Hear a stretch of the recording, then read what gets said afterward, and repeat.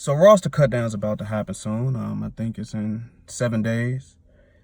And I didn't realize how hard this was gonna be. I got pages of notes. I got a whole notebook full of notes here. It's ridiculous. But, I watch film. I do this. I'm a filmologist, if you will.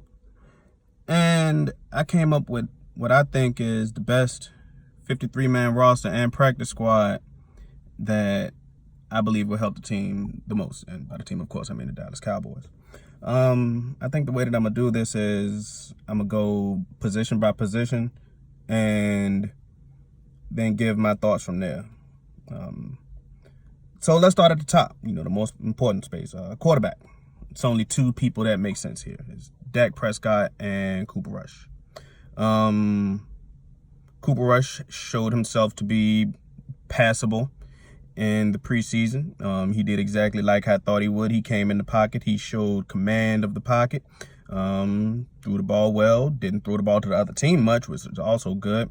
But Mike White threw himself off of the roster. He came into camp with a real opportunity and couldn't make anything of it. So it's not like Cooper Rush really had anything locked down coming into camp. And I still don't think that Cooper Rush will be the guy in the event that Dak goes down and isn't healthy to play a few games. And yeah, if Dak does go down, I think the season is still done. But yeah, for right now we have our QB2. Next is running backs. I think that one's pretty cut and dry as well, except for that last spot. Of course, we got Ezekiel Elliott at the RB1 spot and Tony Pollard behind him. I personally think that Mike Weber will be the running back 3, specifically over Alfred Morris because he does special teams. Mike Weber is like a younger Alfred Morris. He does everything that Alfred Morris in a younger body, and then he also does special teams, which I think is great when you got a lot of guys on the roster who may not do that. So, Alf kind of puts himself behind the 8 ball by not doing special teams and then not being able to catch the ball super well. So, yeah, he made a space for other guys to running his trap, take his job.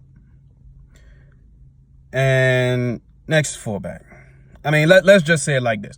The Cowboys do not need a fullback.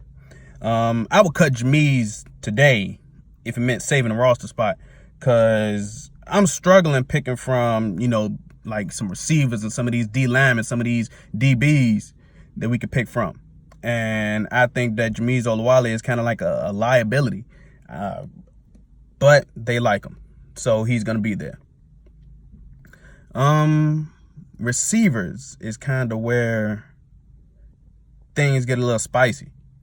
Of course, you got your big 3 guys, Amari Cooper, Michael Gallup, Randall Cobb.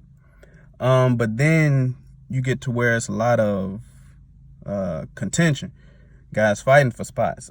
Personally, I think that the 3 receivers that would be behind them, I think that the Cowboys are going to keep 6, is Tavon Austin, Cedric Wilson, and Devin Smith. Tavon, he came into camp, being like a pretty person in a room full of pretty people. If you get that analogy. Like last year, people were excited because, we got Tavon Austin, we can finally use his speed. But now Dallas has a lot of fast receivers. We got Devin Smith, who was a second-round talent, fast guy. We got John V. Johnson, who runs 4.3 speed in a 6'2 body, unlike Tavon. I believe John V. is 6'2. He might be like 6'1. You got Cedric Wilson, who was up and coming last year, also pretty fast. So yeah, Tavon Austin was coming into camp looking pretty regular. But then guys like John V. Johnson and Jalen Guyton couldn't bring it together in games. So they let Tavon kind of hang on by the skin of his teeth. Cedric Wilson, I think, was able to take advantage of having a good start to last year and then able to stay moderately healthy this preseason. I think that he is going to be able to stay on this roster. May not be on the 46 every week, but I think he will be on the 53. Devin Smith is a guy, however, that I think will be on the 46 pretty often because he's been consistently above average behind, of course, like the big three guys. He's showing like that second round outlook that people were really looking for from him before his legs kind of betrayed him, because he had like a lot of knee issues. That's kind of why he went downhill. But if he stays healthy, I would be happy to have him, you know.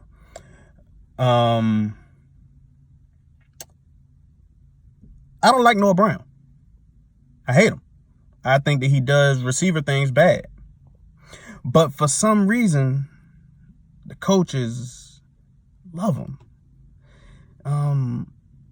He big, you know, he like a smaller tight end, you know, fine. But I think that you kind of tie your legs together when you have a guy on the field that gives away what you're trying to do. And that's what Noah Brown is. When you have him on the field, you know they're not going to throw to him. You know that he's probably going to go down a little bit partially throughout his route and then block for them to run. And that's what they like to do with him. They feel like he can serve as like a baby tight end on the field. But he's been hurt. Hasn't practiced, hasn't played in any games, nothing. So I personally think that Noah Brown will still be on PUP as the year goes on, as a way for them to kind of stash him in case one of these three guys, the second set of three guys, Tavon, Cedric Wilson, Devin Smith, doesn't work out. That way they can pull Noah Brown out and just say that was their plan all along. And yeah, just running with the cardio from there. Next is tight end. This one's kind of obvious. You got Jason Witten, Blake Jarwin, Dalton Schultz. I was a big Rico fan, big Rico Gathers fan, but they cut him. He wasn't able to even beat out Cody McElroy. And speaking of Cody McElroy, he in particular hasn't even been able to do anything impressive to take one of those three guys' spots. So, yeah, I mean, tight end's pretty cut and dry. It's simple. But O-line, you know, I'm an O-line guy. Love watching O-line film. It's like porn to me. Good O-line film shouldn't be allowed to be watched in public. You gotta turn the lights down low and close the blinds to watch some solid O-line film. Like put on some Larry Allen film, light a candle. Oh, this would be the best thing in your life. But the offensive line, I think the Cowboys are going 9 deep. You got your starters, of course, Tyron Smith, Connor Williams, Travis Frederick, Zach Martin, Lyle Collins. And then you got, you know, your reserve guys from there. Cam Fleming, Xavier Suafilo, Joe Looney. And this last spot is kind of like a toss-up because right now Connor McGovern is hurt. I believe that he will be the last guy unless the Cowboys decide to place him on IR. If they decide to place him on IR, then I think that last spot, that 9th spot, will go to Mitch Hyatt. Because I think that he's too good to go on the practice squad. Another team will scoop him up quick. Good old linemen, I don't think make it to the practice squad, especially young ones. So if the Cowboys decide to kind of be clever and, you know, want to have their cake and eat it too with Mitch and Connor, that's what they would do.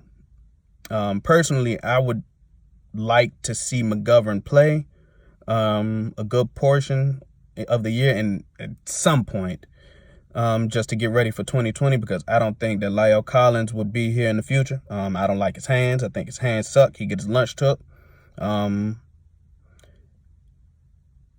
But I'm not paid to think like them.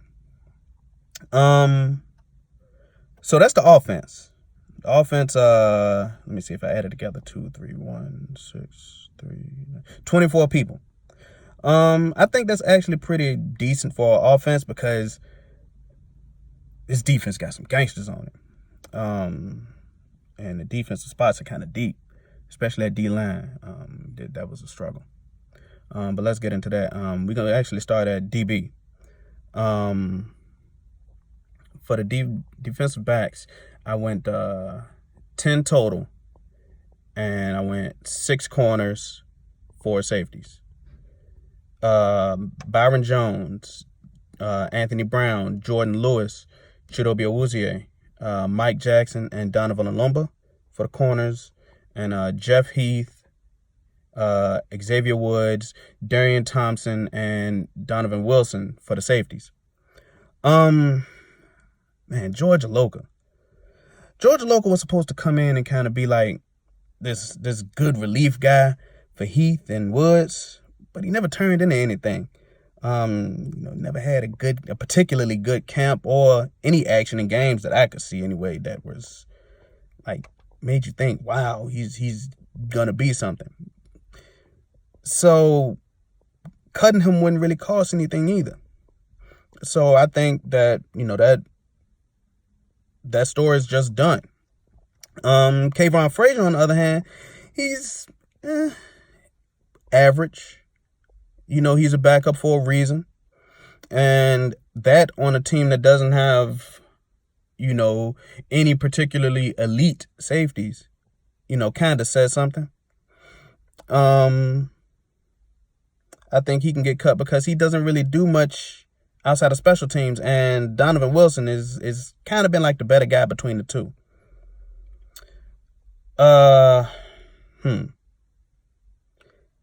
Corners are a bit more tricky than safety though.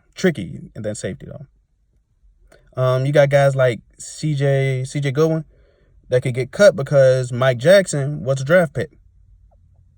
And he's also huge, ridiculously long arms. Chris Richard loves guys like that. And Dallas uses a lot of corners. So I think that that's something that will keep him around as opposed to CJ. Yeah, I got to throw my notes to the side right now once I'm done with them because I got so many.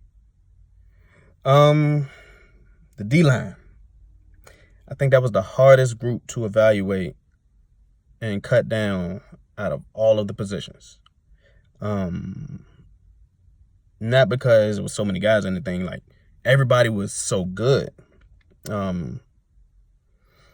And let me go down the list first. You got Malik Collins, Taco Charlton, Tank Lawrence, Robert Quinn, Tristan Hill, Antoine Woods, Dorrance Armstrong, Joe Jackson, Tyrone Crawford, and Kerry Hyder. Now, if you notice there, it's only, 3 dedicated D tackles. But the thing is, Coach Rob Marinelli, he likes to put the best guys on the field and kind of just run it from there. And the good thing is Crawford and Hyder are both kind of like have that position flex that the Cowboys like so much. That's kind of like a buzzword for them, position flex. So that'll help with guys like Taco that can only play one position. Taco can only play one spot at defensive end. He can't even play the other side. But he's had a good preseason, so I think they would keep him around. Now back to the D tackles. There are only 3 dedicated guys, and then you have 2 guys that can go in there if they really need to. Tyrone Crawford even played D tackle a lot last year. Jalen Jelks. Jelks, I think, will be on this team while Robert Quinn is suspended. Quinn is out for 2 games, and I think that's kind of, I don't want to say blessing in disguise because, you want your horses out there. You want your gangsters on the field to go out there and do what gangsters do. But we got so many good D linemen here that I don't want to get rid of Jalen Jelks. Jalen Jelks been good, but who are you really going to get rid of to keep him and accommodate for him? So I think that Jalen Jukes will be on this roster for those first 2 weeks and then hopefully make it to the practice squad. Although that'll be hard because he's put on some very good performances in the preseason and had a great camp as well. I personally think he would have a spot on this roster if Kerry Hyder weren't here. But Kerry Hyder having that position flex, buzzword, and also having great games, fought his spot onto this roster, even though he was a guy that a lot of guys didn't necessarily think that he would beat out some of these younger guys. And then things could just get even more crazy if Randy Gregory gets reinstated. Anything's possible if Josh Norman's back now. So if Randy gets reinstated, you gotta kick somebody off the bridge then. It's crazy. But I think that's a problem that a lot of teams would love to have. Linebacker. Let's go over the guys first.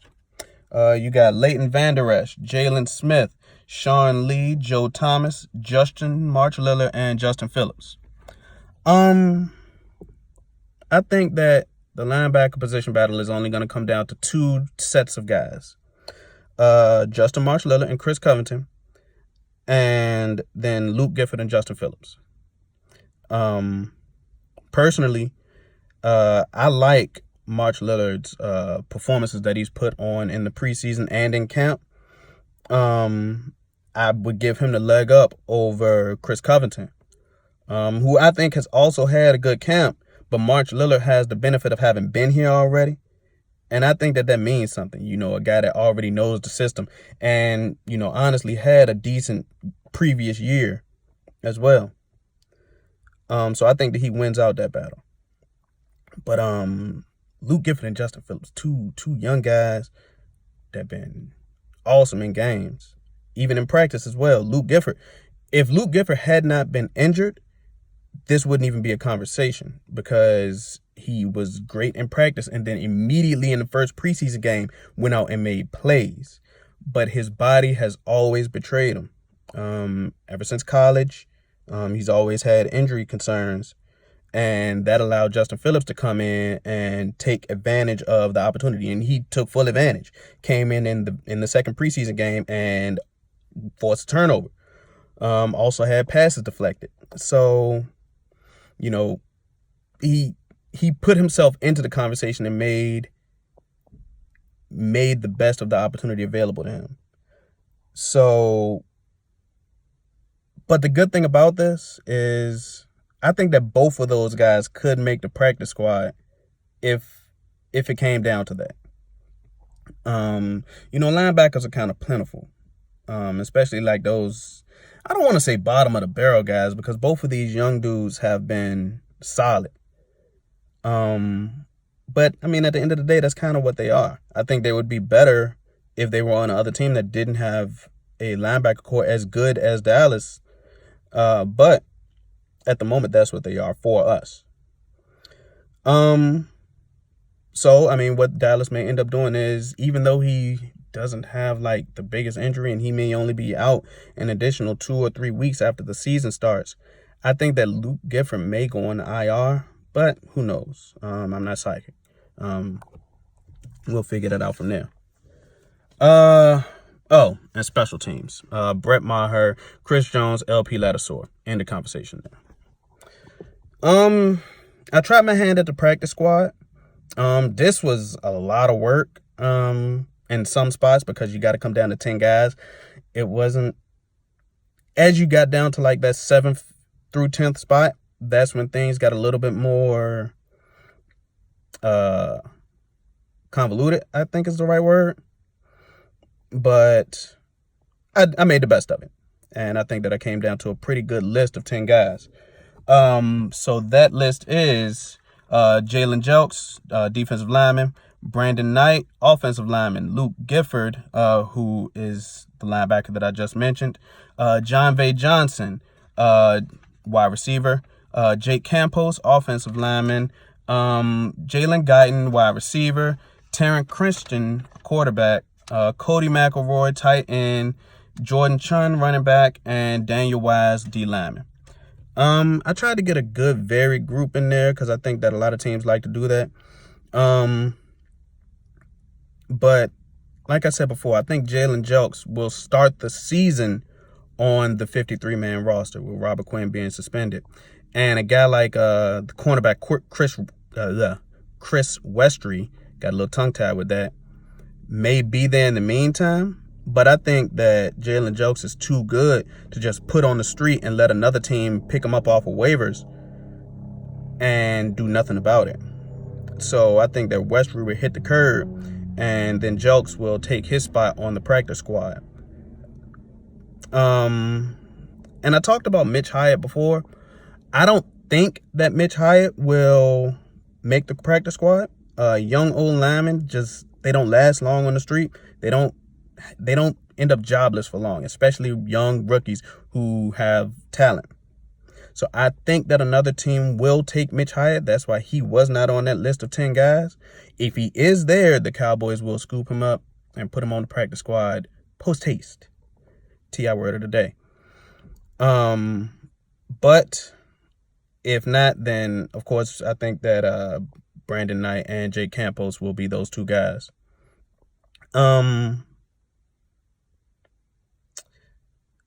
Another option for them is, like I said before, Dallas' front office could be planning to place Connor McGovern on injured reserve, since he has been injured for quite a while, and keeping Mitch Hyatt on their 53-man roster. It's a clever way to keep an extra guy. Brandon Knight could end up picked up by another team. He is a young guy, hasn't played as good as Hyatt, but young old linemen with potential to improve do get every single chance to succeed in the league, and I think they deserve it. Old line, best line. I think every team has young receivers that they like. Every single team. And Dallas's two that they had this year were Jon'Vea Johnson and Jalen Guyton. Those two guys were like camp sweethearts. Jon'Vea went in there and lit the camp up. In one of my previous videos, I went into how he was burning it up, and then in games just fell flat on his face. Like, he was getting multiple targets. I think in his first 2 games, he had 5+ targets each. And he walked away with 1 and 2 receptions. Matter of fact, I remember his first game, he had 8 targets with 3 receptions. And in his second game, he had 5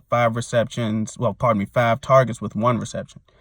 You can't do that as a young rookie trying to make a roster, especially if you're undrafted like both of them are. Jalen Guyton is kind of in the same boat. Hasn't been taking advantage of every single target coming his way. And young receivers, I don't think are in any real danger of being scooped up by another team. Especially ones that don't perform when it's game time. So I think that both of them will make it to the practice squad fairly easily. I could be wrong, but at the end of the day, you're not losing but so much with them. I think that you can always find a replacement for that level of talent in free agency or in another draft. Taron Christian. I think he is the second coming of Jamil Showers, whose practice squad eligibility has now run out. He's one of those every position guys. They've been putting him everywhere. Quarterback, safety, wide receiver. I think they even ran him at some fullback. And I think that they are not putting him on the field in preseason games a lot, particularly because they don't want other teams to know a lot about him. And with Mike White crashing and burning in the preseason games, I think that Taron Christian is going to be the next project quarterback that the Cowboys try to develop. So that is it. 6 pages worth of notes. 53 guys, 10 guys on the practice squad. We'll figure out how it goes from there. Cut day is August 31st. I think my next video is going to be kind of like a good, bad, and ugly outlook from the preseason. And I think that's going to be something that I do every week after all the games, kind of give my breakdown of each game, a good, bad, and ugly breakdown of it. So more to come from there.